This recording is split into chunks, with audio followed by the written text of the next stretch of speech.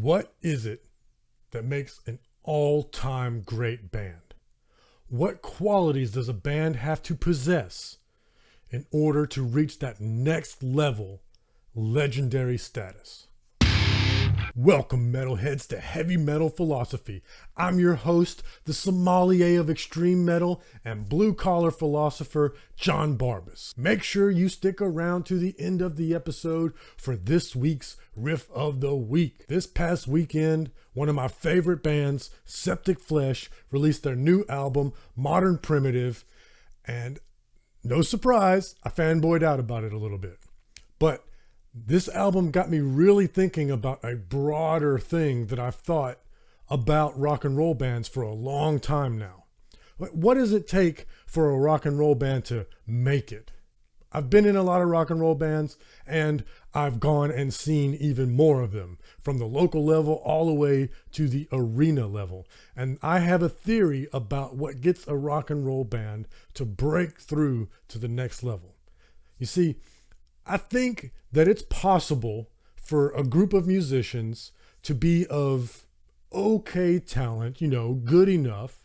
And if they write a good song that resonates with people, it's possible for them to make it, sell albums, get radio play, tour, make a living as a musician. But I don't think that a band like that, that's not innovating, can become one of those iconic legendary bands. Let's take a list of the icons, the legends. Let's talk about bands like AC/DC, Aerosmith, Led Zeppelin. Now, I realize these are all rock and roll bands, but let's talk about metal. Let's talk about Metallica. Let's talk about Tool. Let's talk about Meshuggah. Let's talk about Opeth. What is it that those bands have that makes them perennial superstars? The go-to bands that we all look to when we look at other bands. And I think it's that unique sound and innovation in the space.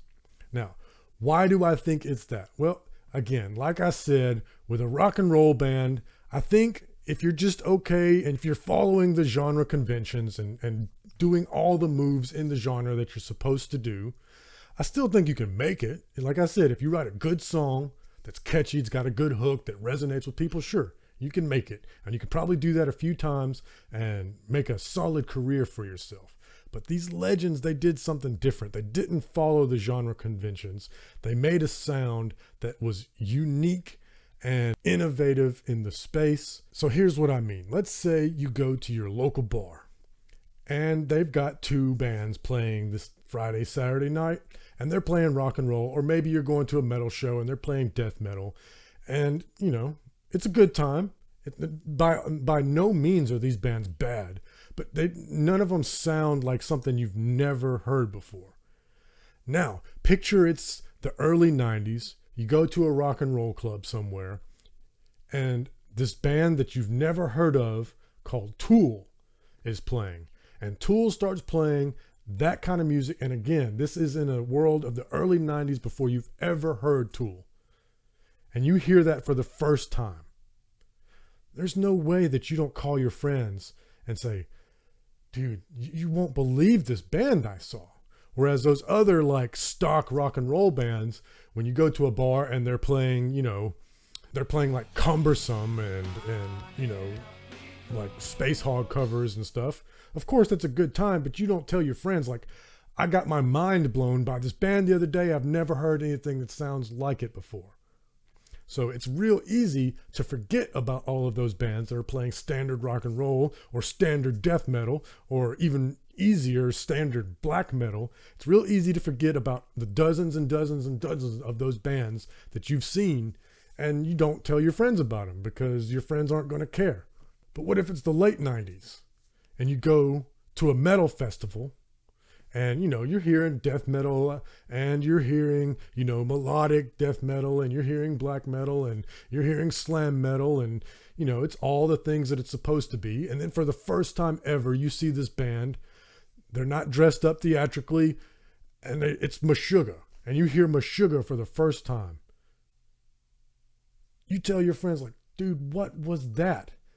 and you tell everybody you know, I could not believe what I saw. The word travels. Even before the internet, there was no way that somebody in Boston went to a bar and saw Aerosmith and didn't tell their friends, like, there's this local rock and roll band that are crushing it. They're undeniable. Undeniable. That's what makes a band that there's no way they're not going to make it. The only way they don't make it is if they can't stay together long enough to get over the hump, because their talent and their songs and their sound is undeniable. So that brings us to the new Septicflesh album. Now, to be honest, there aren't any riffs on this album that just made my head explode. And metal is all about the riff, right? But Septicflesh is more than the sum of its parts. So unlike some bands where you hear riffs and you go, holy shit, nobody would ever write a riff like that. I've heard riffs like this before. But this, again, they're more than the sum of their parts. This is a symphonic death metal band with two singers. And unlike a lot of other bands that just use symphonic elements, the symphony in Septicflesh is an integral part of the songwriting. The parts are arranged with the symphony in mind. A lot of metal bands, they do like a horn ambient section over the riffing, or maybe there's like a clean guitar part and they'll put some violins on it and they go, check the box, it's symphonic, but it's not really written with the symphony in mind. The band writes the songs guitar-wise, centrally, with the guitar in mind. And then when they're in the studio, they go, this part would sound really cool with strings, or this song would sound really cool with horns, or maybe if we put some timpani hits in here, that would sound cool, right? But Septicflesh writes their songs with the symphony in mind, so there's movements to the songs, and there's sections where the symphony is front and center, and then there's sections where the guitar is front and center, and then they blend together. I haven't ever heard a band that more seamlessly uses the symphony than Septicflesh. Everything else, it sounds like an afterthought to me. It sounds tacked on, or maybe it's just to add a cool little vibe, but it's not integral the way with Septicflesh. Now I'm sure that somebody listening to this might go, well, there's this symphonic power metal band that really does that well. And you're probably right. There's probably a few bands out there that do it just as good, if not better. But I don't listen to power metal, y'all, so I don't know about those bands. I'm sorry, I don't like power metal. It's not for me. I like my shit to be brutal. And Septicflesh is brutal. Their lead singer on this album, his vocals are they're just so good. His vocal delivery on this, it's just excellent, because it's got that deep, guttural, monster vocal delivery, but he articulates the words very crisply so that I can understand the words as he's doing it. And then, like I said, you got this other singer who does the clean vocals, and he has his own style of vocals, and they are not, oh, well, here comes the clean vocal singer that's got to do something pretty. He doesn't do like pop choruses. They're still evil sounding, and it's a perfect example to you metal bands. You can do clean vocals and still sound metal. And the blending of these two vocalists and their styles not only makes the band sound unique, it does something that a lot of death metal bands struggle with. It breaks up the pace of the album. Because if you're a death metal band and the only thing you do is monster vocals, I'm going to like that more than if you're a band that only does clean vocals. But it does get a little, like, you need to vary up your vocal delivery. That's one of the reasons why I like Hath so much, because, Frank from Hath, he does a great job of varying the screams that he does. And then plus the bass player doing his harmonies, they sound so good. It makes them sound so unique.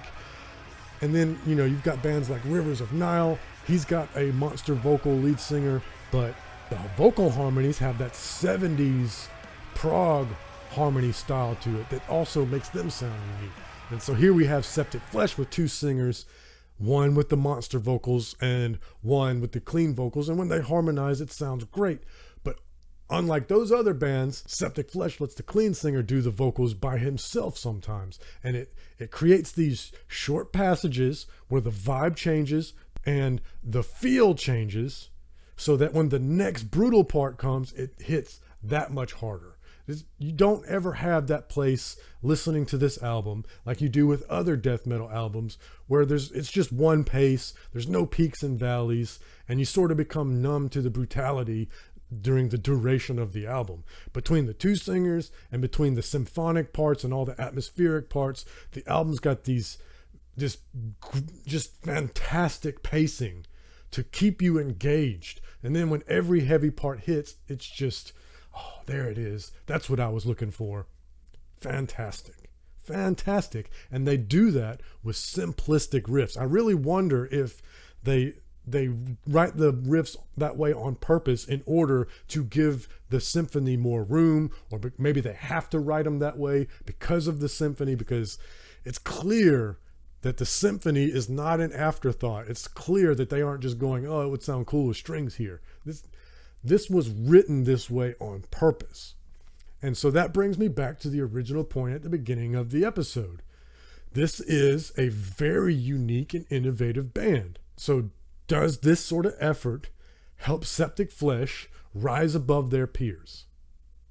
When you think about other death metal bands, do you think about Septicflesh in a different category than all the rest? So when you think about prog metal, you think about Tool over here, and you think about Opeth over here. And then there's all those other prog bands that are in that nebulous general prog metal bucket. But Tool, Opeth, Rivers of Nile, all in their own unique places.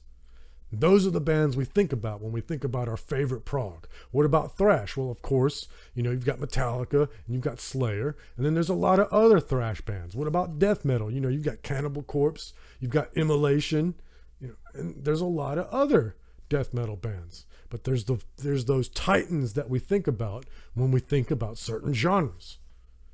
Can Septicflesh, with more efforts like these, achieve that status?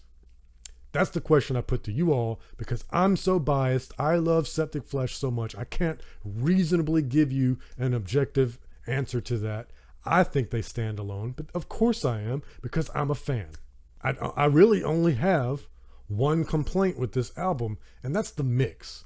I have to ding the album just a little bit for the way it's mixed. As I was saying, the lead singer's got such a deep, deep monster vocal. I feel like the frequencies, and I'm not an engineer, so if any of you that have engineered an album or mixed an album, please let me know what you think. But I feel like the frequencies from the low singing don't really cut through the mix. When the clean singer sings, it is crisp, it is upfront, it's very clear. All of the lead guitar parts are very clear, and when it's not playing lead and it's playing rhythm, it sits in the pocket. You can hear it, but it's not washed out. The drums are very tight, but I do feel like the lead singer's vocals, whatever frequency that sits in, is not brought out in the mix, and it does sort of, washed out is too strong. It's not washed out, but it's just not as good as I think it could be. It's just missing just that little something on the low end of this album. But I love what they did here. I especially love there's certain parts where the symphony sounds like a passage in a horror movie where something tense is about to happen, and then the metal hits with the monster vocals. It just scratches all those itches that I love so much, and I highly recommend that you check out Septicflesh, Modern Primitive. Before we go to the riff of the week, I just want to do a shout out real quick. Longtime subscriber and many times commented, thank you so much, Matthew McDonald. He commented on this past weekend's top 5 new metal episode. He was excited that I shouted out Blust Out Nord. Check that band out, it's killer. But then he also mentioned in his comment the band Portal, and I just wanted to shout out, and I did in the comment to him, but I don't know if the rest of you have seen it. There's this other YouTube channel. It's called Greg's Whiskey Guide. Cheers, Greg. And for the most part, Greg only talks about whiskey. He doesn't really do very much metal content. He's a French gentleman, and he's constantly talking about whiskey. But every now and again, he does an episode where he will pair extreme metal albums with a whiskey. And he will take, characteristics of certain albums and then choose a whiskey that has a complementary characteristic or flavor profile. So, of course, when I came across that, I was like, this channel's for me. I have to subscribe. And he's the one that originally turned me on to Portal. Now, I gotta warn you, Portal is not for everybody. It's the most insane avant-garde black metal I've ever heard. It's right up there with Imperial Triumphant. So to some people, it's gonna sound like a whole lot of noise. But if you're a weird music nerd like I am, and you just every now and again, like I can't listen to it all the time, I'm gonna be honest, but every now and again, I just want to hear something that is unlike anything I've ever heard, that makes me go, why the fuck would you do that? And they are all about that. So between Portal and Imperial Triumphant, who has an album coming out soon, by the way, I just gotta shout that out. Shout out to Mr. McDonald. Shout out to Greg at Greg's Whiskey Guide. Check those bands out. Get Septicflesh, Modern Primitive. And now let's do the riff of the week. In the past, when I've done an album review, I haven't done riffs of the week. I'll do like a standout riff from the album. But this week, I wanted to highlight a different riff because, as I said in this past weekend's top 5 new metal albums, a lot of people would not have chose Septicflesh as their number 1 the way I did, because I've already said that I am a Septicflesh fan, so I'm a bit biased. So a lot of people would have had my number 2 as their number 1. A lot of people were raving about the new Malevolence album, Malicious Intent, and I agree. It's killer. It is so killer. It's a lot. Anybody that says that that's better than Septicflesh, I can't blame you. It is killer. I'm a Septicflesh fan. I like the symphonic nature and I love the uniqueness of it, but this Malicious Intent is killer. So Malevolence on Broken Glass is this week's riff of the week. It is fantastic. The grooviest riffs. You got to check it out. And again, you got to check out Septicflesh, Modern Primitive. So that's 2 albums highly recommended for you this week. Thank you so much for listening. Please let me know what you think, especially if you're an audio engineer. Tell me what I'm hearing about that singer. The comments are open for everybody. If you're not listening on YouTube and there is no comment section, all my social media is in the description. You can send me an email at HeavyMetalPhilosophy@gmail.com. Remember, everybody, read philosophy, listen to metal. If anybody falls in the pit, pick them up. I love you.